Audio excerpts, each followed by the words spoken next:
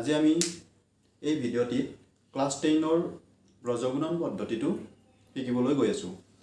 এতিয়া চোৱা আমাৰ ব্ৰজগুণন পদ্ধতি মতে যদি আমি সমাধান কৰিব লাগে দুটা চলযুক্ত ৰৈখিক সমীকৰণবিলাক, প্ৰথমতে সমীকৰণ দুটা আমি চাব লাগে। সমীকৰণটো আমি কেনেকৈ আহৰিত থাকে সেইটো চাব লাগে। আহৰিটো মইটো পাই আহিছো যে দুটা চলযুক্ত ৰৈখিক সমীকৰণবিলাক আমি দুই ধৰণে কৰিব পাৰো। এটা আছে জ্যামিতিক পদ্ধতি আৰু এটা আছে বীজগণিতীয় পদ্ধতি। আৰু বীজগণিতীয় পদ্ধতি মতে আমি তিনিটা পদ্ধতি পাইছো আৰু সেই পদ্ধতিকেইটা আছে আমাৰ অপনয়ন, তাৰপিছত কি আছিল আমাৰ প্ৰতিস্থাপন আৰু এটা আছে ব্ৰজগুণন। ব্ৰজগুণনৰ আন এটা নাম হৈছে তিৰ্যক পদ্ধতি।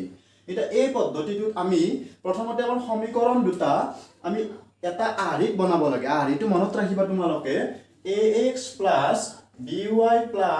c = 0। আৰু সমীকৰণ যেহেতু দুটা আছে গতিকে আমাৰ আহৰিটো এনেকুৱা হ'ব যে a1x b1y c1 আৰু দ্বিতীয় সমীকৰণটোৰ আহৰি হ'ব a2x b2y c2 = 0।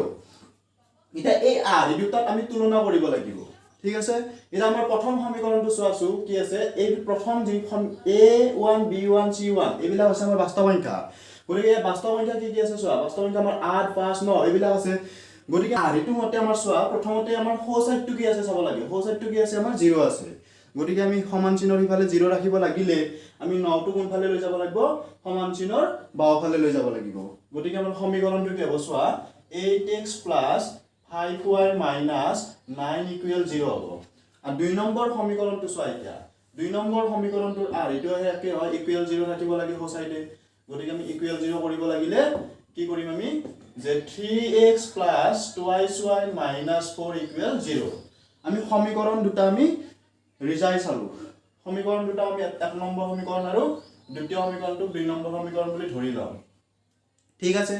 এতিয়া আমি এই 1 নং আৰু 2 নং সমীকৰণক 1 নং আৰু 2 নং সমীকৰণক কি আছে আমাৰ যে a1x b1y c1 = 0 আৰু কি আমাৰ a2x b2y c2 = 0 আৰু আহৰি মতে আমি এটা কথা মনত ৰাখিবা, প্ৰথম সমীকৰণটোক আমি a1x b1y c1 = 0 ৰ লগত তুলনা কৰিম আৰু দ্বিতীয় সমীকৰণটোক আমি a2x b2y c2 = 0 ৰ লগত তুলনা কৰিম। এতিয়া চোৱা আমাৰ ইয়াত x y এইবিলাক হৈছে অজ্ঞাত ৰাশি চলক বুলি কয়। গতিকে আৰু x y ৰ কাষত থকাবিলাক সাংখ্যিক সহগ বুলি কয়, মনত ৰাখিবা।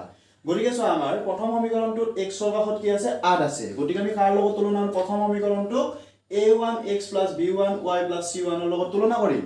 গতিকে চোৱা এটা x ৰ কাষত কি আছে ইয়াতে a1 আৰু ইয়াতে x ৰ কাষত কি আছে 8 আছে। গতিকে a1 মানে কি পালা তুমি 8 পালা, a1 মানে 8। ঠিক তেনেদৰে b1 মানে কি হ'ব চোৱা, এটা b1 মানে কি হ'ব 5, b1 মানে 5।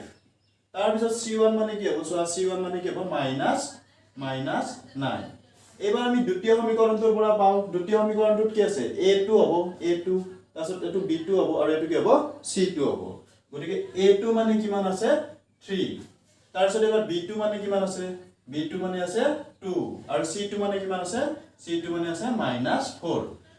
এতিয়া আমি এই সহগ বিলাক যে পালো, সাংখ্যিক সহগ বিলাক কি পালো, প্ৰথমতে 8 আৰু 3 প্ৰথমে আমি এনেকৈ পাতি লম 8 3, তাৰপিছত কি আছে 5 2, তাৰপিছত কি আছে -9 4 আৰু আমি যেটো আমাৰ a1 আৰু a2 সহগ আছে সেইটো আমি লাষ্টতো পাতিম, মানে 8 আৰু 3 টো লাষ্টত দেখি পাতিম হল। তাৰপিছত আমি এনেকুৱাকৈ কৰি চাব লাগিব, ক্ৰছ পূৰণ কৰিব লাগে। ব্ৰজগুণন মানে কি ক্ৰছ পূৰণ কৰিব লাগে। ক্ৰছ পূৰণ কেনেকৈ কৰিম চোৱা, তাৰমানে আমি 5 ৰ লগত -4 পূৰণ, তাৰপিছত -9 ৰ লগত 2 পূৰণ, ঠিক তেনেদৰে -9 ৰ লগত 3 পূৰণ আৰু 8 ৰ লগত কি 4 পূৰণ, ঠিক তেনেদৰে 8 ৰ লগত 2 পূৰণ, 5 ৰ লগত 3 পূৰণ। এতিয়া আমাৰ চোৱা এই ক্ৰছ পূৰণৰ ৰাশিকেইটা আমি চাব লাগিব যে প্ৰথম যেটো আছে 8 আৰু 3, 8 আৰু 3 টো চোৱা 8 আৰু 3 কাৰ সহগ হয়, x ৰ সহগ হয়। ঠিক তেনেদৰে 5 আৰু 2 কাৰ সহগ হয়, y ৰ সহগ হয়। আৰু লাষ্টৰ -9 আৰু -4 এইবিলাকক কি বুলি কয়, ধ্ৰুৱক পদ বুলি কয়। এতিয়া চোৱা আমাৰ এই যেটো জোৰ আছে ক্ৰছ পূৰণৰ জোৰ, এই জোৰটোত প্ৰথমতে আমাৰ কি আছে 8 আৰু 3 5 আৰু 2। ইয়াত আমাৰ কি কি আছে চোৱা, x ৰ সহগ আছে আৰু y ৰ সহগ আছে। x ৰ সহগ ঠিক আছে আৰু y ৰ সহগ, গতিকে ইয়াত x ৰ সহগ আছে আৰু ইয়াত কি আছে y ৰ সহগ আছে। গতিকে আমাৰ কোনটো নাই, ধ্ৰুৱক পদটো নাই। গতিকে ইয়াৰ যেটো জোৰৰ ক্ৰছ পূৰণ এটো আমি তাত কি পাতিম, ধ্ৰুৱক পদ। ধ্ৰুৱক পদ মানে এটা এক পাতিলেও হ'ব। ঠিক তেনেদৰে আমাৰ ইয়াৰ যেটো ক্ৰছ পূৰণৰ জোৰ সেই জোৰটোত আমাৰ কি কি সহগ আছে চোৱা ইয়াতে x ৰ হওক ইয়াতে y ৰ হওক ইয়াতে ধ্ৰুৱক পদ বুলি কয় গতিকে ইয়াত y ৰ হওক আৰু ধ্ৰুৱক পদ আছে গতিকে তাৰ ওপৰত কি পাতিব লাগিব আমি x ৰ হকটো পাতিব লাগিব আৰু ঠিক তেনেদৰে আমাৰ ইয়াতে ধ্ৰুৱক পদ আছে আৰু কি আছে x ৰ হওক আছে গতিকে ধ্ৰুৱক পদ আৰু x ৰ হকৰ মাজত কি থাকিব y থাকিব গতিকে আমি এনেকৈ আগে পাতিব লাগিব ঠিক আছে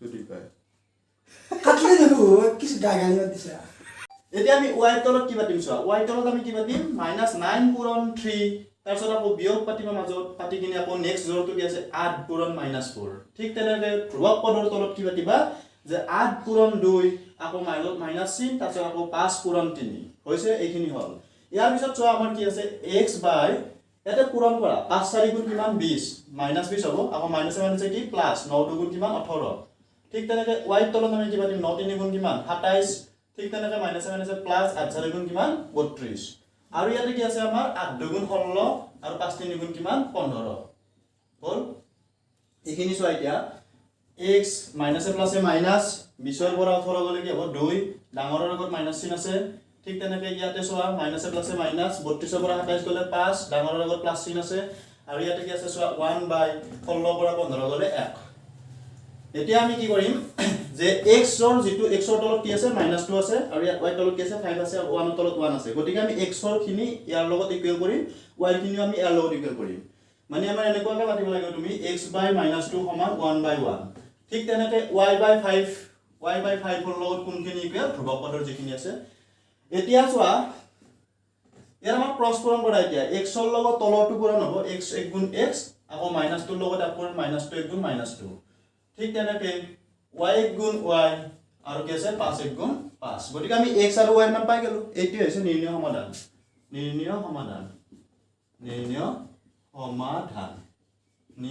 কি পাইছো -2 আৰু 5 নমস্কাৰ